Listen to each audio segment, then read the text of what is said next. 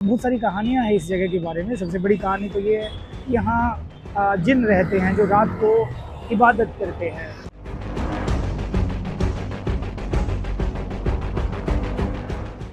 आप इस जगह को बॉलीवुड की सुपरहिट फ़िल्म सुल्तान में भी देख सकते हैं, जो इसमें सलमान खान इसी जगह पर दिखाई दिए थे और वो यहाँ कपड़े धो रहे थे अपने। सलमान खान यहीं बैठकर खाना खा रहे होते हैं उस फ़िल्म में। आपको वो दृश्य काफ़ी बार दिखाई देंगे और एक बड़ा हिस्सा फ़िल्म का उनका स्ट्रगलिंग फ़ेज़ जो है, वो इसी मस्जिद में फ़िल्माया गया था। आप बिल्कुल मेरे पीछे वो देख सकते हैं, कुतुब मीनार यहाँ से साफ दिखाई दे रहा है।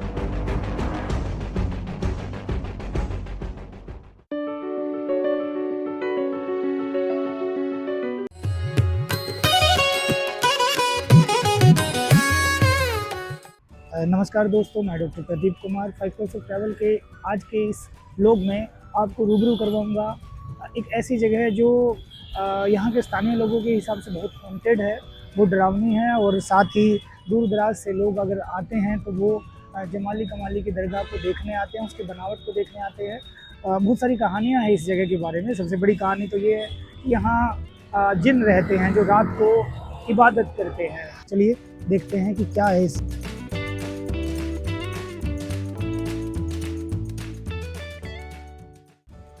दरअसल दोस्तों हम इस दरगाह के पीछे के रास्ते से आए हैं। इसका जो मेन रास्ता है वो महरौली गुड़गांव रोड जो है उसके ऊपर बनाया हुआ है, वहाँ पर बनाया हुआ है। वहाँ शायद कार पार्किंग भी है, आप अपनी गाड़ी जो है वहाँ पार्क करके वहाँ मेन दरवाजे से आ सकते हैं। आप बिल्कुल मेरे पीछे वो देख सकते हैं, कुतुब मीनार यहाँ से साफ दिखाई दे रहा है। और अभी हम लोग क्योंकि कुतुब मीनार की जो सामने पार्किंग है वहीं हमने अपनी गाड़ी लगाई है और वहाँ से 100 मीटर हम पैदल चले हैं और ये छोटा सा रास्ता जो है जमाली कमाली की दरगाह का यहाँ हमें मिला और यहाँ से हमने एंट्री की। और दोस्तों एक ऐसी जगह है जहाँ अगर मैं इसके इतिहास की बात करूँ तो तोमर राजवंश से लेकर लोधी, खिलजी और तुगलक, उसके बाद मुग़ल, देखिए कितनी बड़ी डायनेस्टीज़ जो हैं उनका संबंध इस जगह से रहा है।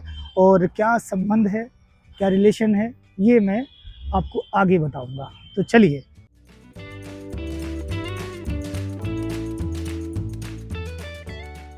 दोस्तों इसी कॉम्प्लेक्स में थोड़ा सा आगे चलते हुए हम एक ऐसी जगह आ गए हैं जहाँ पर आपको ये इंफॉर्मेशन के लिए एक पत्थर का सूचना पट लगा हुआ है, जिसमें एक रास्ता बता रहा है जमाली कमाली मस्जिद की तरफ, दूसरा सामने कुली खान का मकबरा है और यहीं पर कुली खान मकबरे के पास ही झील है।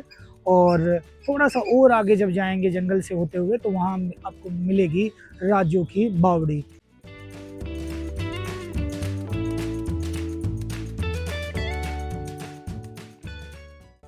दोस्तों जब आप इस महरौली आर्कियोलॉजिकल पार्क में आएंगे तो आपको यहाँ चारों तरफ बहुत खूबसूरत सी ग्रीनरी दिखाई देगी। बहुत सारे लोग, देखिए आप ये मेरे सामने कितना प्यारा इन्होंने ये गार्डन बनाया हुआ है और लोग यहाँ घंटों बैठ सकते हैं। अभी हालांकि गर्मी है लेकिन ये ग्रीनरी इतनी खूबसूरत है, इतनी अच्छी है कि यहाँ बहुत ज़्यादा गर्मी नहीं लग रही है। तो बिल्कुल वो सामने जो है जमाली कमाली की दरगाह है और हम इस पूरे कॉम्प्लेक्स का मज़ा लेते हुए वहाँ तक जा रहे हैं। मैं बड़ा दुखी हो जाता हूँ जब ये सुनता हूँ कि बहुत सारे जो ब्लॉगर हैं, जो वीडियो बनाते हैं, वो इस जगह को उन्होंने घोर हॉन्टेड बना दिया, घोर हॉन्टेड, जबकि ये इतनी खूबसूरत है हिस्टोरिकल दृष्टि से भी। और अगर आप वैसे भी यहाँ घूमने के तौर पर भी आओगे तो भी इस जगह को इतना प्यारा, इतना सुंदर बनाया गया है कि पूछिए मत।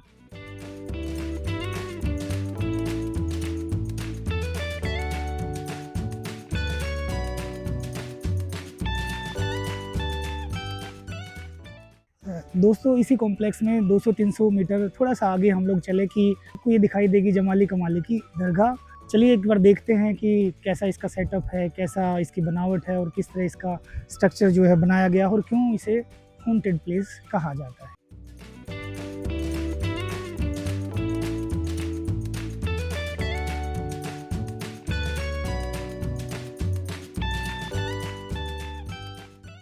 दोस्तों जैसे ही आप इसके अंदर एंट्री करेंगे सबसे पहले आपको ये आर्कियोलॉजिकल सर्वे ऑफ इंडिया का सूचना पट दिखाई देगा, जिसमें इसके बारे में तमाम डिटेल्स हैं, जो कहानियां हैं वो क्या हैं और असलियत क्या है, आपको बहुत हद तक तो इसी पत्थर पर देखकर पता चल जाएगा। तो चलिए देखते हैं कि क्या खासियत है इस मस्जिद की और क्यों ये फेमस है और क्यों इसे हॉन्टेड कहा जाता है।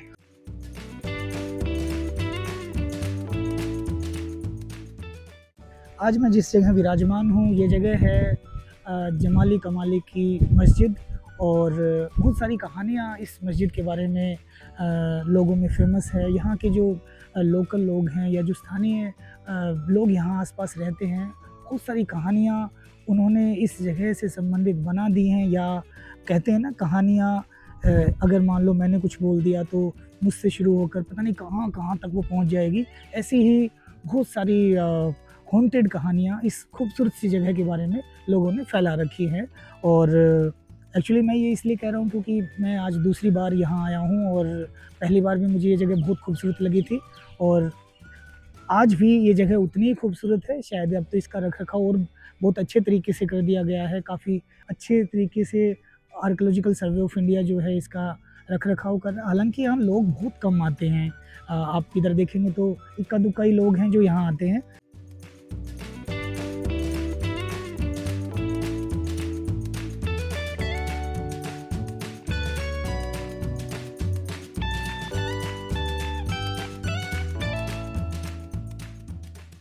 तो दोस्तों, इस मस्जिद के बारे में मैं आपको तमाम बातें बताऊँगा और शुरू करते हैं। आप देखिए, सबसे पहले तो ये जो पेड़ है, ये क्यों फ़ेमस हुआ और जो मेरे पीछे ये यहाँ वज़ू करते हैं, ये जगह कौन-सी है।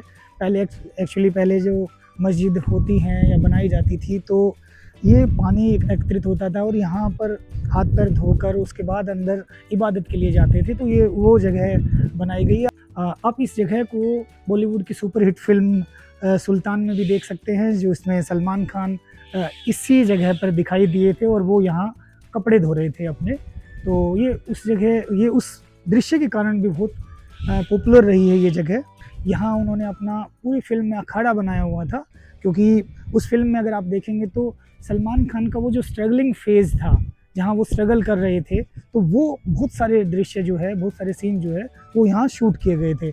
ये पेड़ के पास सलमान खान विराजमान हुए थे। कई सारे शॉट आपको इस पेड़ के पास दिखाई देंगे। ये बड़ी हैरानी की बात है कि archaeological survey of India, Bharat सरकार मस्जिदों को भी रेंट पर दे देती हैं फ़िल्मों के लिए, या बॉलीवुड या जो भी हैं जो फ़िल्में बनाते हैं। हो सकता है सरकार के अलग-अलग इसके पीछे रीज़न हो। एक पॉपुलैरिटी, शायद एक किसी भी फ़िल्म में अगर कोई किसी डेस्टिनेशन का या किसी जगह की जब शूट किया जाता है या दृश्य फ़िल्माए जाते हैं तो लोगों में वो पॉपुलर हो जाती है। दूसरा, एक अच्छा खासा रेवेन्यू मिलता है जिससे इसकी मरम्मत कराई जा सके, इसको और खूबसूरत बनाया जा सके।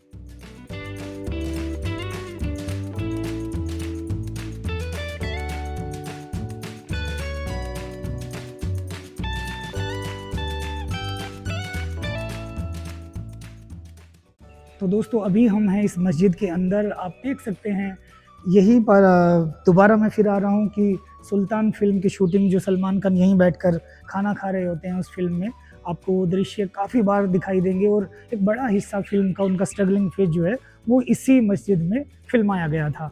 दोस्तों, अब आते हैं हम इसके हिस्टोरिकल एस्पेक्ट पर। जमाली, जिनका नाम था शेख जमाल खान और जिनको प्यार से लोग जमाली कहते थे, उनका संबंध 3-4 अलग-अलग शासकों के कार्यकाल से रहा। लोधी से और मुग़लों से उनका बहुत अच्छा संबंध रहा और वो जो जमाली थे वो उनके दरबारी कवि माने जाते थे। जो जमाली थे वो इतना बेहतरीन लिखते थे, इतनी बेहतरीन शायरी करते थे कि उनकी इसी अदा के कारण, उनके इसी हुनर के कारण उन्हें दूसरा खुसरो कहा जाता था। अमीर खुसरो का नाम आपने ज़रूर सुना होगा। बहुत लंबे समय तक इतिहास में बहुत बड़े शायर के रूप में उनका नाम दर्ज है। कहानी को आगे बढ़ाते हुए मैं आपको ये ज़रूर बताना चाहूँगा कि जो जमाली थे वो बाबर के भी दरबारी कवि थे। बाबर को बहुत बेहतरीन शायरी सुनाते थे, कविताएँ सुनाते थे। अक्सर बाबर उनसे बहुत खुश रहते थे और वो एक बार तो वो इतना खुश हो गए उनकी शायरी से कि उन्होंने कहा कि बोलिए, आपके लिए बाबर क्या कर सकता है। तब जमाली ने बहुत ही प्यार से कहा कि मेरी आपसे एक रिक्वेस्ट है, अगर आप मुझसे इतने ही प्रसन्न हैं, इतने ही खुश हैं, तो आप मेरे लिए एक मस्जिद बनवा दीजिए जहाँ मैं खुदा की इबादत कर सकूँ। तब बताते हैं, इतिहास में ये वर्णित है कि बाबर ने 1528-29 के आसपास इस मस्जिद का निर्माण कराया।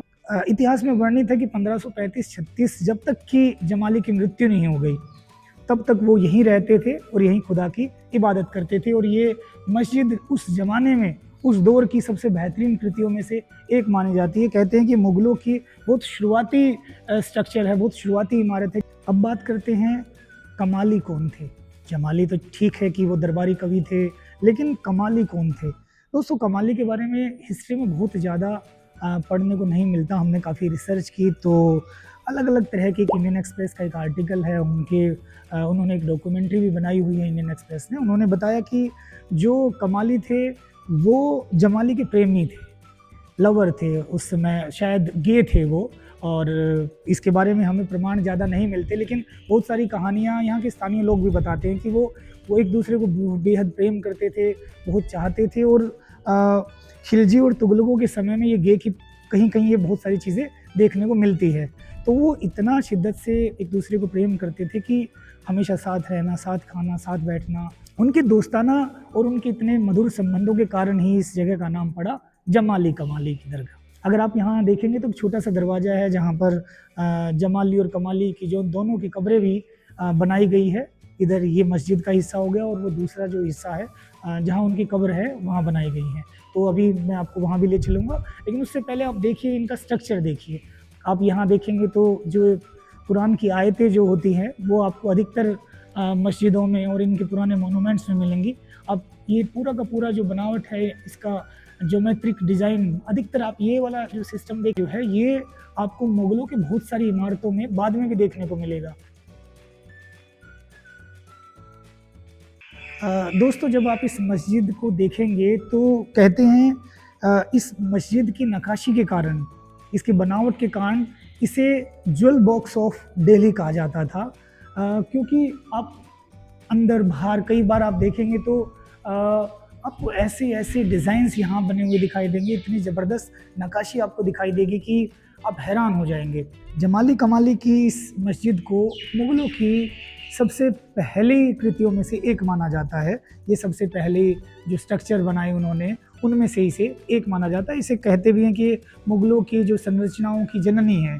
यहाँ से ही बाकी जो मुग़लों की इमारतें थी वो बननी शुरू हुई।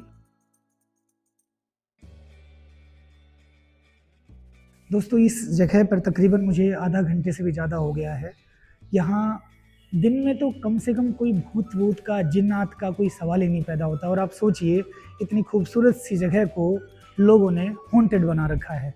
बहुत ख़राब बात है, बहुत ही ख़राब बात है। लोग कहते हैं कि यहाँ जिन इबादत करते हैं, रात को जिन जो है वो खुदा की इबादत करते हैं और ज़ोर-ज़ोर से आवाज़ जो है इस पूरे इलाके में सुनाई देती है। मतलब यहाँ किसी तरह का आपको कोई माहौल ऐसा नहीं दिखाई देगा कि यहाँ कोई डरावना माहौल है। बिल्कुल शांति है, खामोशी है। शायद रात को भी यही खामोशी डर को जन्म देती हो और इसी खामोशी से आसपास के लोगों को डर लगता हो।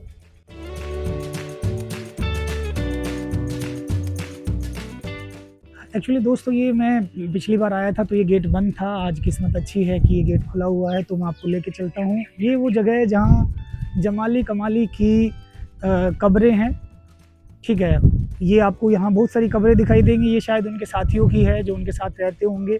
लेकिन ये जो दरवाज़ा बंद है इसमें 2 कब्रें हैं, एक जमाली की और एक कमाली की। दोनों एक दूसरे के साथ रहते थे, हमेशा साथ वक्त बिताते थे।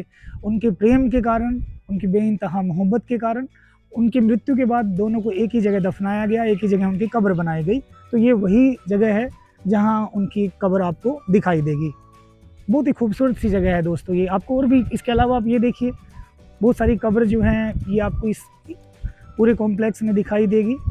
और मैं आपको दिखाने की कोशिश करता हूँ। इसके अंदर 2 कब्रें हैं और दोनों संगमरमर की बनी हुई हैं, बहुत सी खूबसूरत तरीके से।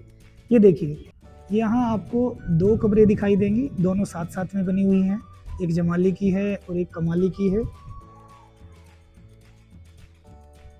बाकी ये जो कब्रें हैं ये हिस्ट्री में इनके बारे में भी लिखा गया है कि ये उनके साथियों की कब्रें हैं जो उनके साथ रहते थे। क्योंकि जो शायर लोग होते हैं ना, वो हम कभी अकेले नहीं रहते। शायरों की ये खासियत है कि उनकी महफ़िलें सजती हैं, बिना महफ़िल के वो नहीं रह सकते। तो जो उनके साथ रहते थे, कव्वाल थे या और अन्य लोग जो थे, उनकी कब्रें आपको इसी कॉम्प्लेक्स में दिखाई देंगी।